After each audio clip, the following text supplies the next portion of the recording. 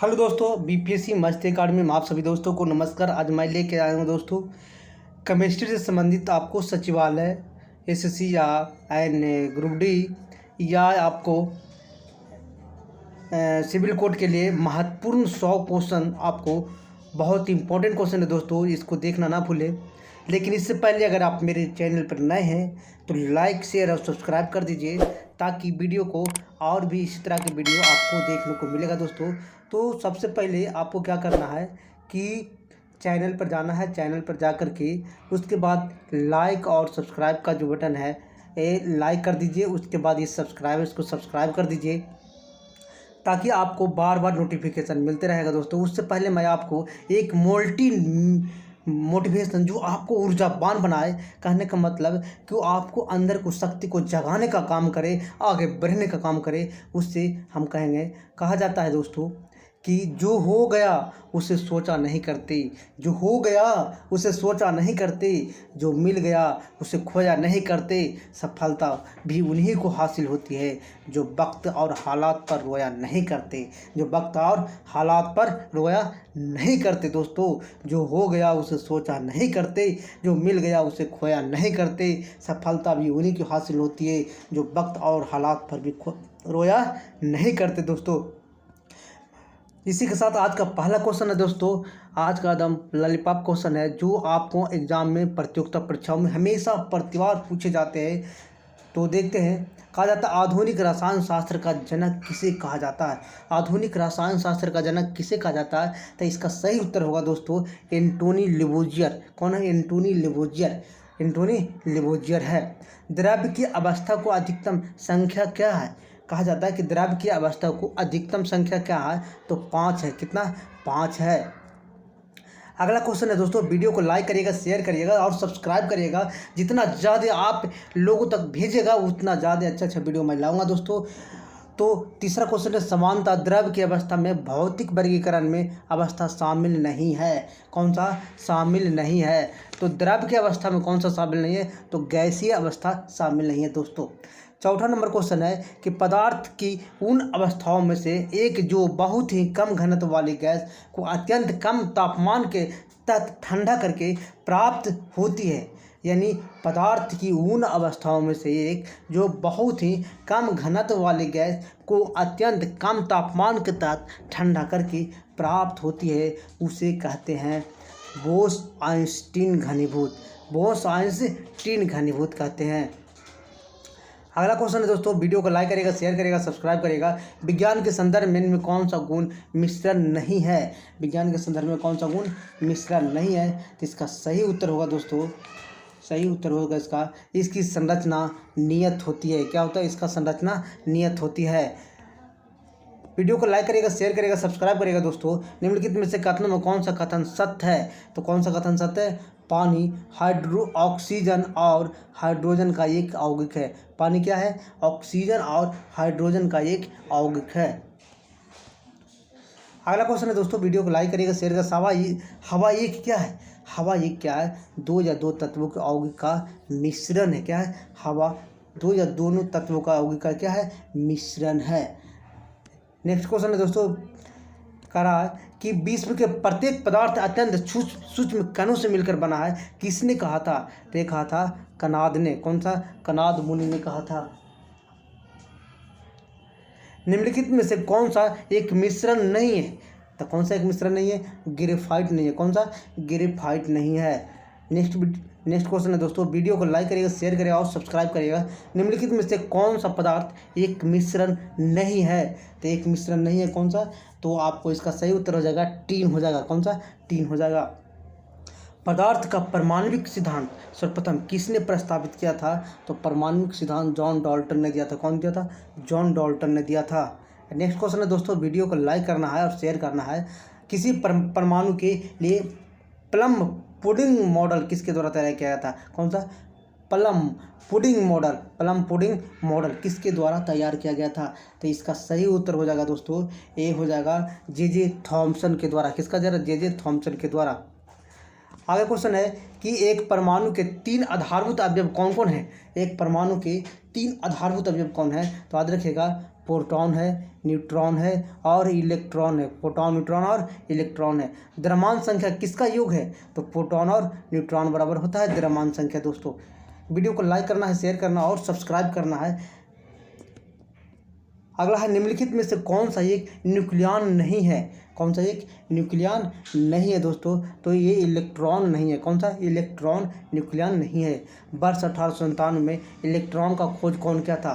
तो याद रखिएगा 1897 में इलेक्ट्रॉन का खोज जे थॉमसन के द्वारा किया गया था। एक इलेक्ट्रॉन क्या है? याद रखिएगा एक इलेक्ट्रॉन क्या है? तो इसका सही उत्तर हो जाएगा दोस्तों नेट आवेश के साथ उप परमाणविक कण जो नकारात्मक है। नेट आवेश का तो उप परमाणु क्या है? नकारात्मक है। नेक्स्ट क्वेश्चन है दोस्तों, वीडियो को दम लाइक करना है, शेयर करना और सब्सक्राइब कर देना है। जिन एक परमाणु कणों में समान उप परमाणु कणों से विपरीत गुण होते हैं उन्हें किस नाम से जाना जाता है? उन्हें किस नाम से जाना जाते हैं? तो प्रतिकण कहा जाता है। क्या कहा जाता है? प्रतिकण कहा जाता है। इलेक्ट्रॉन का एंटी पार्टिकल क्या है? Anti particle. तो याद रखिएगा इलेक्ट्रॉन का जो एंटी पार्टिकल है दोस्तों पॉजिट्रॉन है। कौन सा? पॉजिट्रॉन है। इसका सही उत्तर हो जाएगा पॉजिट्रॉन। अगला क्वेश्चन है दोस्तों, वीडियो को लाइक करना, शेयर करना और सब्सक्राइब करना। दोस्तों निम्नलिखित में से किसे प्रोटॉन का खोज की थी? प्रोटॉन का खोज कौन किया था? तो गोल्डस्टीन ने किया था। कौन सा? गोल्डस्टीन ने किया था। न्यूट्रॉन का खोज कौन किया था? याद रखिएगा चैडविक ने किया था। कौन सा किया था? चैडविक ने। कब किया था? 1932 में किया था। कब किया था? 1932 में किया था। कण और बोसॉन नाम का संबंध किस नाम से है? कण बोसॉन नाम का संबंध किस नाम से है? एस.एन. बोसॉन। कौन सा? एस.एन. बोसॉन के नाम से है। वीडियो को लाइक करना है, शेयर करना और सब्सक्राइब करना। दोस्तों लोगों को बीच में फैलाना है। जितना ज़्यादा फैलेगा उतना ज़्यादा मुझे मोटिवेशन मिलेगा। अगला नेक्स्ट वीडियो मैं जरूर लाऊंगा दोस्तों। तो कहा जाता है कि निम्नलिखित में कौन सा कथन सही है? कौन सा कथन सही है? तो एक परमाणु के नाभिक में प्रोटॉन और न्यूट्रॉन दोनों विद्यमान होते हैं। परमाणु के नाभिक में कौन कुछ होता है? प्रोटॉन और न्यूट्रॉन दोनों विद्यमान होते हैं। अगला क्वेश्चन है दोस्तों, वीडियो को लाइक करना है, शेयर करना और सब्सक्राइब करना है। निम्नलिखित में से कौन सा एक सही नहीं है? तो याद रखिएगा ये किसी तत्व के सभी परमाणु में न्यूट्रॉन की संख्या सदैव समान होती है। ये गलत है दोस्तों। परमाणु में न्यूट्रॉन की संख्या सदैव समान नहीं होता है। नेक्स्ट क्वेश्चन है दोस्तों, वीडियो को लाइक करना है, शेयर करना और सब्सक्राइब कर देना है। किसी परमाणु के परमाणविक संख्या से निम्नलिखित में किसकी संख्या का पता चलता है? परमाणविक संख्या से निम्नलिखित में किसकी संख्या का पता चलता है? तो इसका सही उत्तर हो जाएगा दोस्तों आपको वीडियो को लाइक करना है, प्रोटॉन हो जाएगा। कौन सा? प्रोटॉन हो जाएगा। किसी तत्व का सर्वाधिक अभिलक्षित गुण निम्नलिखित में से कौन सा है? किसी तत्व का सर्वाधिक अभिलक्षणित गुण निम्नलिखित में कौन सा है? तो याद रखिएगा परमाणु क्रमांक है। कौन सा? परमाणु क्रमांक है। निम्नलिखित तत्वों में किसकी परमाणु संख्या फास्फोरस की तुलना किया जाता है? किससे? फास्फोरस से तुलना किया जाता है। तो याद रखिएगा फास्फोरस से जब भी हम तुलना करेंगे दोस्तों तो क्लोरीन से करेंगे। किसका? क्लोरीन से करेंगे। निम्नलिखित तत्वों में किसकी परमाणु संख्या नियॉन की तुलना में अधिक है? किसकी परमाणु संख्या नियॉन की तुलना में अधिक है? किसका? नियॉन का तुलना में अधिक है। तो याद रखिएगा मैग्नीशियम है। कौन सा? मैग्नीशियम है। मैग्नीशियम है। निम्नलिखित तत्वों में किसकी परमाणु संख्या आयरन की तुलना में अधिक है? क्या है? आयरन की तुलना में अधिक है। तो कोबाल्ट इसका सही उत्तर हो जाएगा दोस्तों। वीडियो को लाइक करना, शेयर करना और सब्सक्राइब करना दोस्तों। जितना ज़्यादा शेयर करोगे उतना ज़्यादा मैं मस्त वीडियो लाऊंगा। निम्नलिखित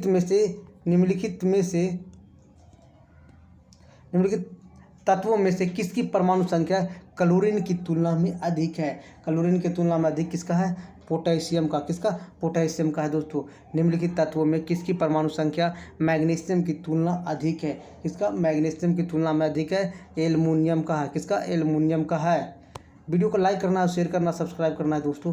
रदरफोर्ड का पतली स्वर्ण पर अल्फा कण प्रकीर्णन का प्रयोग निम्नलिखित में किसकी खोज के लिए किया था? किसकी खोज के लिए किया था?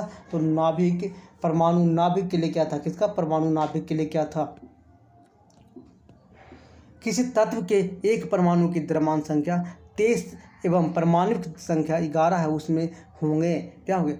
जो द्रव्यमान परमाणु की द्रव्यमान संख्या कितना है? 23 है दोस्तों और परमाणु कितना संख्या 11 है। तो उसमें उसमें क्या होंगे, तो याद रखिएगा उसमें 11 प्रोटॉन होंगे, 11 प्रोटॉन होंगे, 12 न्यूट्रॉन होंगे और 11 इलेक्ट्रॉन होंगे, क्योंकि m बराबर होता है P+n होता है। नेक्स्ट क्वेश्चन है दोस्तों, वीडियो को लाइक करना, शेयर करना और सब्सक्राइब कर देना है। एक परमाणु की परमाणु संख्या क्या होती है जब जिसमें 10 प्रोटॉन और 11 न्यूट्रॉन होते हैं, तो होगा 10 नंबर। कितना होगा, 10 नंबर होगा दोस्तों। नेक्स्ट क्वेश्चन है, कार्बन के एक परमाणु 6 प्रोटॉन होते हैं, कार्बन के परमाणु में 6 प्रोटॉन होते हैं, इसकी द्रव्यमान संख्या 12 होती है, तो कार्बन के परमाणु में कितने न्यूट्रॉन होते हैं, कार्बन के परमाणु में कितने न्यूट्रॉन होते हैं, तो याद रखिएगा 6 होता है। एक परमाणु की द्रव्यमान संख्या 23 और परमाणु क्रमांक 11, तो परमाणु क्रमांक 11, तो उसमें प्रोटॉनों की संख्या कितना हो जाएगा, तो 11 होगा। इसके पहले वाला क्वेश्चन है दोस्तों। वीडियो को लाइक करना, शेयर करना और सब्सक्राइब कर देना है दोस्तों। कहा जाता है निम्नलिखित में से कणों में कणीय तरंग की द्रव्य प्रकृति पाई जाती है, द्रव्य प्रकृति पाई जाती है किसमें, इलेक्ट्रॉन में पाई जाता है। कितने प्रकार का क्वांटम संख्या होता है, कितने प्रकार का क्वांटम संख्या होता है, तो याद रखिएगा 4 प्रकार का क्वांटम संख्या होता है। चक्रण क्वांटम संख्या में कितने मान संभव हैं, तो चक्रण क्वांटम संख्या में हमेशा 2 मान संभव है दोस्तों। परमाणु जिसमें प्रोटॉन की संख्या समान परंतु न्यूट्रॉनों की संख्या भिन्न भिन्न होती है, प्रोटॉन का संख्या अगर समान है और परंतु न्यूट्रॉन की संख्या अगर भिन्न है, उसे समस्थानिक कहा जाता है। पूछा हुआ क्वेश्चन है दोस्तों। वीडियो को लाइक करिएगा, शेयर करिएगा और सब्सक्राइब करिएगा। 2 परमाणु को समस्थानिक कहा जाता है, 2 परमाणुओं को समस्थानिक कहा जाता है, उनमें परमाणु क्रमांक समान हो परंतु उनकी द्रव्यमान संख्या भिन्न हो, देखिए आप अगर वीडियो मेरे चैनल पर नए हैं दोस्तों तो लाइक कर लीजिए, शेयर कर लीजिए और नेक्स्ट वीडियो के लिए सब्सक्राइब कर लीजिए। निम्नलिखित कथनों में कौन सा कथन समस्थानिक और समभारिक के संबंध में सही है, तो देखिए दोस्तों समस्थानिक की समान द्रव्यमान संख्या होती है, समभारिक की समान परमाणु संख्या होती है। ये गलत है दोस्तों, ये दोनों गलत है, ना ही 1 होगा और ना ही 2 होगा। एक तत्व के समस्थानिक के अणु के द्रव्यमान में अंतर का क्या है, तो समस्थानिक के द्रव्यमान में अणु का अंतर क्या है, उनके नाभिक में न्यूट्रॉनों को अलग संख्या करना है। समान तत्व के सभी आइसोटोप में क्या होते हैं, याद रखिएगा समान तत्व के सभी आइसोटोप में होते हैं एक जैसी परमाणुक क्रमांक किंतु भिन्न भिन्न परमाणुक संख्या होती है। वीडियो को लाइक करना है दोस्तों, शेयर करना और सब्सक्राइब कर देना है। जब किसी तत्व के परमाणु की 1 से ज़्यादा द्रव्यमान संख्या होती है तो उसे क्या कहते हैं, 1 से ज़्यादा होता है दोस्तों तो आइसोटोप कहलाता है। एक तत्व में परमाणु की 1 से ज़्यादा द्रव्यमान संख्या होती है उसे आइसोटोप कहलाता है। आइसोटोप के रासायनिक गुण क्या है, तो ये समान होना चाहिए, क्या होना चाहिए, समान होना चाहिए। प्रोटेडियम, ड्यूटेरियम और ट्राइटियम प्राकृतिक रूप से पाए जाते हैं, तो ये हाइड्रोजन के समस्थानिक है, किसका, हाइड्रोजन के। संभारिक होता है दोस्तों, याद रखिएगा संभारिक में समान भार संख्याएं होती है किंतु विभिन्न परमाणु संख्याएं होती है। इलेक्ट्रॉन की समान संख्या वाले परमाणु अनुआयन होते हैं, क्या होते हैं, तो याद रखिएगा आइसोटोन्स होते हैं, क्या होते हैं, आइसोटोन्स होते हैं। 2 तत्व कैल्शियम परमाणु संख्या इसका 20 होता है दोस्तों, याद रखिएगा। आर्गन परमाणु संख्या इसका 18 होता है। दोनों तत्वों को द्रव्यमान संख्या 40 तो ऐसे तत्व को क्या कहा जाता है, समस्थानिक कहा जाता है।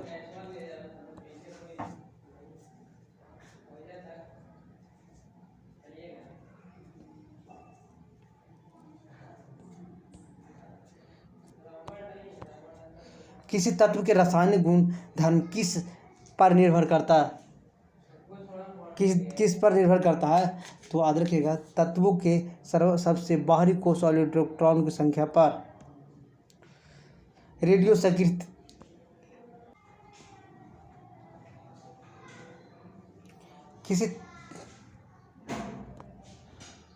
किसी तत्व के रासायनिक गुण किस पर निर्भर करता है, तो याद रखिएगा तत्वों के बाहरी कोश वाले इलेक्ट्रॉन की संख्या पर। रेडियो सक्रियता की परिघटना का खोज किसने किया, तो याद रखिएगा दोस्तों हेनरी बेकुरेल ने किया। कौन किया, हेनरी बेकुरेल ने किया है।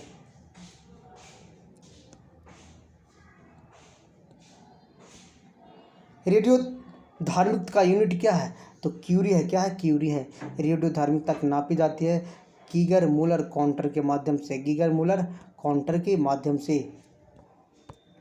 रेडियोधर्मी वस्तुओं को किस बने पात्र में रखना चाहिए, तो शीशा के बने पात्र में रखना चाहिए। आदरणीय दोस्तों, वीडियो को लाइक करना, शेयर करना और सब्सक्राइब कर देना है। रेडियोधर्मी तत्व किसका उत्सर्जन करते हैं, तो किसका उत्सर्जन करते हैं दोस्तों, तो याद रखिएगा अल्फा, बीटा और गामा विकिरणों का उत्सर्जन करते हैं। निम्नलिखित में किस में ऋणात्मक आवेश होती है, तो ऋणात्मक जो आवेश होता है दोस्तों बीटा किरण में होता है। कौन सा, बीटा किरण में होता है। निम्नलिखित में से किसके उत्सर्जन से संभारिक उत्पन्न होते हैं, संभारिक उत्पन्न होते हैं किसके उत्सर्जन से, तो याद रखिएगा निम्नलिखित किसके उत्सर्जन से संभारिक उत्पन्न होता है, तो बीटा किरणें के उत्पन्न होता है। रेडियो पदार्थ किस दौरान कोई परिवर्तन या द्रव्यमान आवेश नहीं होता है, तो गामा किरणें उत्सर्जन के वेग में होता है।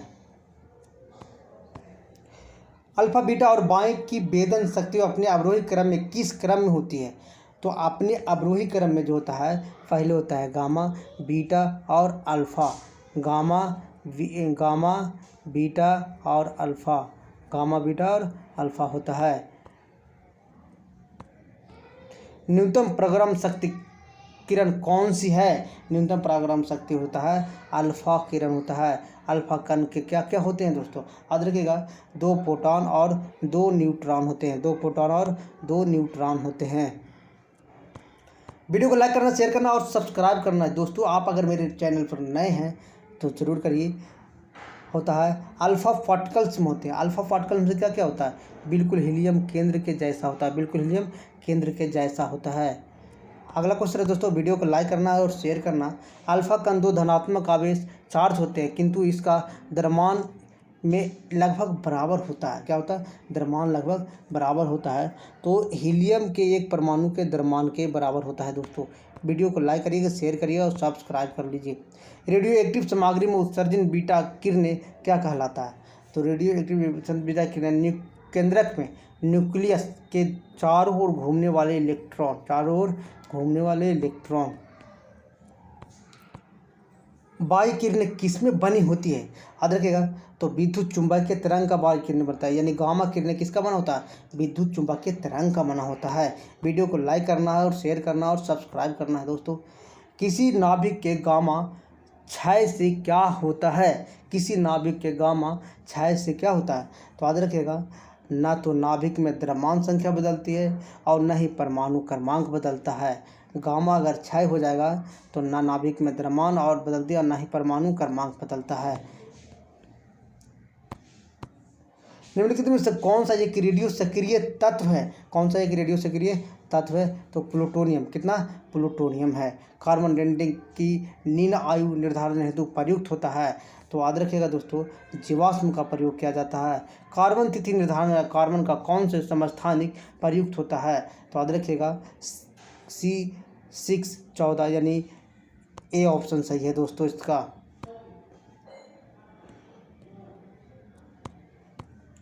एक रेडियो धारी पदार्थ की अर्धायु 10 दिन है, तो इसका अभिप्राय क्या हो सकता है, पदार्थ की अर्धायु कितना, 10 दिन है, तो इसका अभिप्राय हो सकता है पदार्थ का 3/4 भाग विघटन 20 दिन में हो जाएगा। वीडियो को लाइक करिएगा दोस्तों, शेयर करिएगा और सब्सक्राइब करिएगा। रेडियोधर्मी पदार्थ का आधा जीवन काल 70 दिन का है, उसी पदार्थ का 1 ग्राम कितने दिन बाद इतना ग्राम रह जाएगा, तो याद रखिएगा 0.2 ग्राम रह जाएगा, यानी जीवन काल उसका 70 दिन का है, तो कितने दिन रह जाएगा, तो 140 दिन के बाद रह जाएगा। किसी रेडियो सक्रिय पदार्थ की रेडियम की आयु 1600 वर्ष है, तो कितने वर्ष बाद उसको 25% रह जाएगा, अंश बचेगा, तो 3200 वर्षों बाद 25% अंश बचेगा, कितना, 32 वर्ष बाद। रक्त कैंसर ल्यूकेमिया रोकथाम में प्रयोग किया जाता है कौन सा, तो याद रखिएगा ल्यूकेमिया में कोबाल्ट 60 का प्रयोग किया जाता है, किसका, कोबाल्ट 60 का प्रयोग किया जाता है। निम्नलिखित में कौन सा सुमेलित नहीं है, तो याद रखिएगा दोस्तों गोल्ड 198 जो रेटिना के दोष नहीं कैंसर का होगा, क्या होगा, कैंसर होगा, कैंसर में इसका प्रयोग किया जाता है। कोबाल्ट 60 आमतौर पर विकिरण चिकित्सा में प्रयुक्त होता है, वो क्या उत्सर्जित करता है, कोबाल्ट 60 आमतौर पर क्या उत्सर्जित करता है, तो इसका सही उत्तर हो जाएगा दोस्तों एक गामा किरणें उत्सर्जित करता है, कौन सा, गामा किरणें उत्सर्जित करता है। सूची 1 और सूची 2 को सम्मिलित कीजिए तथा सूचियों के नीचे दिए गए कोड को प्रयोग करके सही उत्तर दीजिए। तो देखिए दोस्तों, यूरेनियम का जो समस्थानिक होता है ये नाभिकीय ईंधन होता है। कोबाल्ट होता है तो याद रखते हैं कोबाल्ट कैंसर का प्रयोग किया जाता है। आयोडीन होता है गलकंड का प्रयोग किया जाता है। और ये रेडियो समस्थानिक होता है द्वितीय कैंसर के रूप में प्रयोग किया जाता है। तो इसका सही उत्तर हो जाएगा दोस्तों आपको सी नंबर। कौन होगा? सी नंबर सही का उत्तर हो जाएगा। किस प्रकार की अभिक्रिया में से सबसे अधिक हानिकारक विकिरण पैदा होता है? कौन सा अभिक्रिया से होता है पैदा? तो विखंडन अभिक्रिया से सबसे हानिकारक अभिक्रिया पैदा होता है। किससे? विखंडन से। आदर रखिएगा दोस्तों। वीडियो को लाइक करिएगा, शेयर करिएगा और सब्सक्राइब करिएगा दोस्तों। अगर आप मेरे चैनल पर नए हैं तो लाइक कर दीजिएगा। नेक्स्ट वीडियो के लिए दोस्तों परमाणु विखंडन की प्रक्रिया है। परमाणु की विखंडन की प्रक्रिया क्या है? एक भारी परमाणु के नाभिक में उपखंड होना। कहता नीचे दिए गए अभिकथन का कारण दिया गया है। तो कौन कौन सा कारण दिया गया है? तो इसका सही उत्तर हो जाएगा दोस्तों अभिकथन 1 कारण दोनों सही है। कारण अभिकथन उचित व्याख्या है, यानी परमाणु विखंडन की घटना अत्यधिक ऊर्जा उत्पन्न होता है, ये भी सही है। वह प्रक्रिया जिसमें एक नाभिक 2 भागों में टूट जाता है यह परमाणु विखंडन कहलाता है, ये भी सही है दोस्तों। नेक्स्ट क्वेश्चन है, वीडियो को लाइक करिएगा, शेयर करिएगा और सब्सक्राइब करिएगा दोस्तों। परमाणु बम किस सिद्धांत पर आधारित है? तो परमाणु बम अनियंत्रित नाभिकीय विखंडन क्षेत्र पर आधारित है। परमाणु प्रस्फोटन किसके द्वारा होता है? परमाणु प्रस्फोटन अनियंत्रित श्रृंखला अभिक्रिया के द्वारा होता है। किसके द्वारा? अनियंत्रित श्रृंखला अभिक्रिया के द्वारा होता है। नेक्स्ट क्वेश्चन है दोस्तों, जापान पर गिराए गए परमाणु बम को क्या कहते हैं? तो जापान पर जो गिराया गया परमाणु बम है दोस्तों लिटिल बॉय और फैट मैन कहा जाता है। वर्ष 1945 में नागासाकी में गिराए गए बमों में कौन सा विस्फोटक प्रयुक्त होता है? तो कौन सा विस्फोटक प्रयुक्त होता है? तो प्लूटोनियम प्रयुक्त होता है। किसका? प्लूटोनियम प्रयुक्त होता है। न्यूक्लियर संचलन के दौरान निम्नलिखित में से क्या होता है? न्यूक्लियर संचलन के दौरान निम्नलिखित में से क्या होता है? तो याद रखिएगा, 2 हल्के न्यूक्लियाई मिलकर एक भारी नाभिक बनाता है। 2 हल्के न्यूक्लियाई क्या होता है? एक भारी नाभिक बनाता है। वीडियो को लाइक करिए, शेयर करिए और सब्सक्राइब करिए दोस्तों। निम्नलिखित में से कौन सा ऊर्जा का स्रोत है? तो ऊर्जा का स्रोत कौन सा? नाभिकीय संचलन है। हाइड्रोजन बम किस सिद्धांत पर काम करता है? तो याद रखिएगा, हाइड्रोजन बम है दोस्तों अनियंत्रित संचलन अभिक्रिया पर काम करता है। अनियंत्रित संचलन अभिक्रिया पर। हाइड्रोजन बम किस विकसित किया था? तो हाइड्रोजन बम का जो विकसित किया था दोस्तों एडवर्ड टेलर के द्वारा किया गया था। परमाणु रिएक्टर का आविष्कार किसने किया था? तो याद रखिएगा एनरिक फर्मी ने किया था। कब? एनरिक फर्मी ने किया था। एक परमाणु रिएक्टर में नियंत्रक रॉड कैडमियम का रॉड को क्या काम करता है? कौन सा काम करता है? तो याद रखिएगा ये काम करता है दोस्तों चेन रिएक्शन को नियंत्रित करने के लिए अतिरिक्त न्यूट्रॉन को अवशोषित करता है। कौन सा? ये कैडमियम काम करता है। चेन रिएक्शन को नियंत्रित कर देता है और अतिरिक्त न्यूट्रॉन को क्या करता है? अवशोषित करने का काम करता है। नेक्स्ट क्वेश्चन है दोस्तों, वीडियो को लाइक करिएगा, शेयर करिएगा, सब्सक्राइब करिएगा। परमाणु रिएक्टर के विखंडन प्रतिक्रिया के दर को नियंत्रित करने के लिए प्रयोग किया जाता जो खुद ही विखंडन न्यूट्रॉन को अवशोषित करता है। तो याद रखिएगा कैडमियम करता है। कौन करता है? कैडमियम। नाभिकीय रिएक्टर में मूल प्रक्रिया क्या है? तो याद रखिएगा विखंडन एक मूल प्रक्रिया है। कलपक्कम के फास्ट ब्रीडर रिएक्टर में निम्नलिखित में कौन सा एक शीतलक का प्रयोग मिलाया जाता है? कलपक्कम के फास्ट ब्रीडर रिएक्टर में कौन सा एक शीतलक प्रयोग में लाया जाता है? तो याद रखिएगा इस दोस्तों द्रविड सोडियम को लाया जाता है। किसका? द्रविड सोडियम को। नाभिकीय अभिक्रिया के दौरान श्रृंखला अभिक्रिया को नियंत्रित करने के लिए न्यूट्रॉन को अवशोषित करने के लिए किसका प्रयोग किया जाता है? तो याद रखिएगा बोरान का प्रयोग किया जाता है। किसका? बोरान का प्रयोग किया जाता है। निम्नलिखित में से कौन सा पदार्थ नाभिकीय रिएक्टर में मंदक का काम करता है? कौन सा पदार्थ मंदक का काम करता है? तो भारी जल के रूप में काम करता है। नाभिकीय रिएक्टर में से किस मंदक के रूप में प्रयोग किया जाता है? माने किसे मंदक के रूप में प्रयोग किया जाता है? तो याद रखिएगा दोस्तों इसका सही उत्तर हो जाएगा ग्रेफाइट का। एक नाभिकीय रिएक्टर में भारी जल का क्या तात्पर्य है? नाभिकीय रिएक्टर में भारी जल का क्या तात्पर्य है? याद रखिएगा, न्यूट्रॉन को गति को कम करना। अगर आप मेरे चैनल पर नए हैं दोस्तों तो वीडियो को लाइक कर दीजिए, शेयर कर दीजिए और सब्सक्राइब कर दीजिए दोस्तों। लोगों में इतना फैलाइए कि आपको सचिवालय, ग्रुप डी, एनटीपीसी के लिए जो भी प्रतियोगिता परीक्षा आने वाली है उसमें अति महत्वपूर्ण साबित होगा दोस्तों। किसी परमाणु रिएक्टर में भारी जल क्या होता है? तो याद रखिएगा, हाइड्रोजन के